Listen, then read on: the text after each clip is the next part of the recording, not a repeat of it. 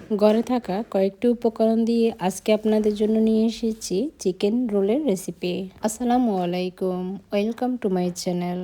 আমার নিত্য নতুন রেসিপিগুলো যদি আপনাদের কাছে ভালো লেগে থাকে অবশ্যই সাবস্ক্রাইব করে পাশে থাকবেন।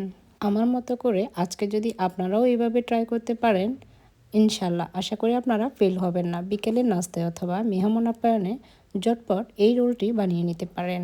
তার জন্য আমি একটা পাতিলে কিছু পরিমাণ পানি নিয়েছি। আজকে আমি এই চিকেন রোলের জন্য মুরগির থাইয়ের মাংস নিয়েছি। চাইলে আপনারা মুরগির বুকের মাংসটাও নিতে পারেন। পাতিলে আমি মাংসটা সিদ্ধ হওয়ার জন্য বসিয়ে দিয়েছি। একটা ঢাকনা দিয়ে কিছুক্ষণ ঢেকে দেওয়ার পর এরপর কিছুক্ষণ পরে আমি ঢাকনাটা উল্টিয়ে মাংসগুলোকে এপিট এপিট উল্টিয়ে দিয়েছি, যাতে মাংসগুলো ভালো করে সেদ্ধ হয়ে আসে। মাংসগুলোকে আমি প্রায় 20 থেকে 25 মিনিট পর্যন্ত সেদ্ধ করে নিয়েছি। এরপর মাংসগুলো আমার সেদ্ধ হয়ে গেলে তারপর আমি একটা চিমটি দিয়ে মাংসগুলোকে উঠিয়ে ঠান্ডা করে নেব। মাংসগুলোকে আমি গরম থাকা অবস্থায় ছিঁড়ে নিব। তার জন্য আমি 2টা কাঁটা চামচ দিয়ে কিছুটা ছিঁড়ে নিয়েছি। এরপর আমি হাত দিয়ে সবগুলো চিকেনকে ভালো করে ছিঁড়ে নিয়েছি। তারপর আমি তাতে কিছু সবজি অ্যাড করব। তার জন্য আমি গাজরকে কুচি কুচি করে কেটে নিয়েছি। চিকেনের সাথে আমি কিছু সবজি অ্যাড করব। তার জন্য আমি নিয়েছি এখানে 1 কাপ ক্যাপসিকাম কুচি, 1 কাপ গাজর কুচি, তারপর নিয়েছি 1 কাপ পেঁয়াজ কুচি, তারপর নিয়েছি 2টা টমেটো কুচি, তারপর 2 কাপ বাঁধাকপি কুচি এবং 2 কাপ চিকেন। চাইলে আপনারা এখানে আরও কিছু সবজি অ্যাড করতে পারেন, এটা আপনাদের পছন্দের উপর।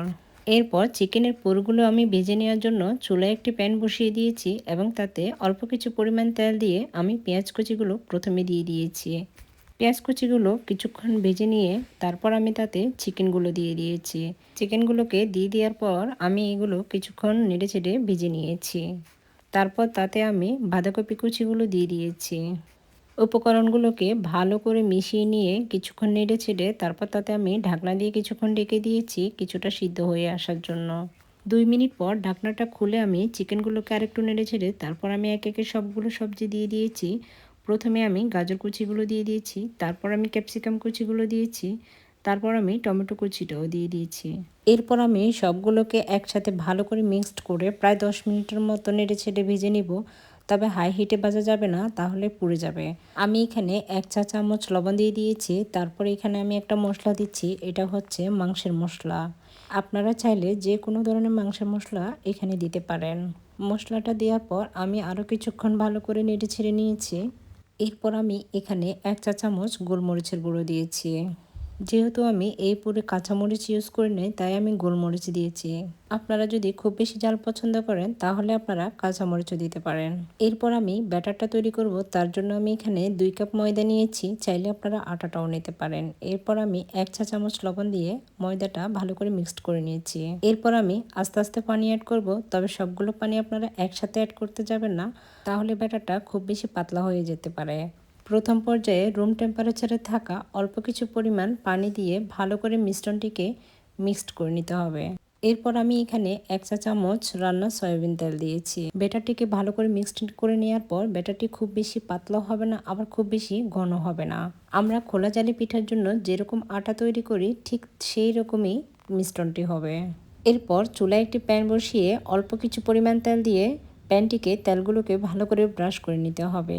এরপর প্যানে অল্প একটু ব্যাটার দিয়ে প্যানটাকে ভালোভাবে ঘুরিয়ে একটা রুটি বানিয়ে নিতে হবে। এই ব্যাটারটি তৈরি করার সময় খুব বেশি পাতলা করলে রুটিগুলো ছিঁড়ে যাবে, আবার খুব বেশি ঘন করলে রুটিগুলো খুব মোটা হয়ে যাবে। এরপর কয়েক সেকেন্ড অপেক্ষা করলে রুটিটি হয়ে যাবে। রুটিটাকে একটা পাতলা সুতি কাপড়ের উপর নিতে হবে, যাতে রুটিগুলো রাখার সময় একটার সাথে আরেকটা না লাগে। কেননা রুটিগুলো একটার সাথে যদি আরেকটা লাগে তাহলে এই রুটিগুলো পরবর্তীতে খোলা যাবে না। একে একে এভাবে করে আমি সবগুলো রুটি বানিয়ে নিয়েছি। এই রুটিগুলো গরম থাকা অবস্থায় যতটা সম্ভব রোলগুলো বানিয়ে ফেললে খুব ভালো হয়। রোলের এই রুটিগুলো আজকে খুবই পাতলা এবং নরম হয়েছে, একদম সফট হয়েছে, হাতে মুঠ করলে একদম হাতের মুঠে চলে আসে। রুটিগুলো খুবই সুন্দর হয়েছে। আপনারা অবশ্যই দেখে বুঝতে পেরেছেন। রোলগুলোকে জোড়া লাগানোর জন্য তো আমাদের একটা গাম বানাতে হবে। তার জন্য আমি এখানে 2 টেবিল চামচ ময়দা দিয়ে অল্প কিছু পানি দিয়ে একটা গাম বানিয়ে নিয়েছি। এরপর একটা রুটিতে আমি কিছু পরিমাণ চিকেন পুর দিয়েছি। চিকেন পুর দেওয়ার পর আপনাদেরকে আমি ভাঁজটা দেখিয়ে দিচ্ছি। এই রোলের ভাঁজ দেওয়াটা খুবই সহজ। 2 পাশ থেকে 2টা ভাঁজ দিয়ে এরপর রোল আকারে বানিয়ে নিলে রোলগুলো হয়ে যাবে। আপনাদের বোঝার সুবিধার্থে আমি আরও একটা রোল বানিয়ে দেখাচ্ছি। রোলগুলোকে আমি এভাবে ভাঁজ দিয়ে এরপর ঘাম দিয়ে আমি রোলগুলোকে জোড়া লাগিয়ে দিচ্ছি। রোলগুলো আমি কীভাবে ভাঁজ করে জোড়া লাগাচ্ছি আশা করি আপনারা খুবই সহজে বুঝতে পারছেন। আর যদি আপনারা এভাবে নাও পারেন, খুবই সহজ, যে কোনোভাবে মুড়িয়ে নিলেই রোলগুলো হয়ে যাবে। একে একে সবগুলো রোল তৈরি হয়ে গেলে রোলগুলোকে এখন আমি ডিমে চুবিয়ে ব্রেড ক্রামে কোট করে নেব। তো আজকে আমার এখানে রোল যেহেতু অল্প, তার জন্য আমি একটা ডিম নিয়েছি। আর আপনাদের রোলের পরিমাণ যদি বেশি থাকে অবশ্যই ডিম 2টা নেবেন। তো ডিমটাকে আমি একটা কাঁটা চামচ দিয়ে ফেটে নিয়েছি। তারপর অপর পাশে আমি ব্রেড ক্রাম নিয়ে নিয়েছি। তো প্রথমে আমি একটা রোলকে ডিমে চুবিয়ে নিয়ে তারপর আমি ব্রেড ক্রামে কোট করে নিয়েছি। তো আমি যেহেতু এখানে ব্রেড ক্রাম বেশি দিচ্ছি না, তাই আমি অল্প করে নিয়েছি। তো আপনারা চাইলে বেশিও দিতে পারেন, কোনো সমস্যা নাই। তো এইভাবে করে প্রত্যেকটা রোলকে আমি ব্রেড ক্রামে কোট করে নিয়েছি। রোলগুলো বানানোর পর বেশিক্ষণ অপেক্ষা করা যাবে না। এগুলোকে একটা একটা করে আলাদা করে ডিপ ফ্রিজে সংরক্ষণ করে ভালো করে বরফ করে তারপর এগুলোকে একটা পলিব্যাগে রেখে দিতে পারেন। এরপর আমি এখন দেখাবো আপনাদেরকে অন্য আরেকটি পদ্ধতি। এটা ছিল অপশনাল। এখানে আমি আপনাদেরকে শীট দিয়ে বানিয়ে দেখাচ্ছি। তো আমি আজকে শীট বানানোর ঝামেলা করি নাই, তার জন্য আমি বাজার থেকে কেনা শীটগুলো দিয়ে রোলগুলো বানিয়ে দেখাচ্ছি। তো প্রথম পর্যায়ে আমি আপনাদেরকে কোনাকুনিভাবে একটা ভাঁজ দিয়ে দেখিয়ে দিয়েছি। এখন দেখাবো আরেকভাবে ভাঁজ দেওয়া। আপনারা চাইলে দুভাবেই ভাঁজ দিয়ে বানিয়ে নিতে পারেন। এইভাবে বানালেও রোলগুলো খুবই সহজ এবং সুন্দর হয়।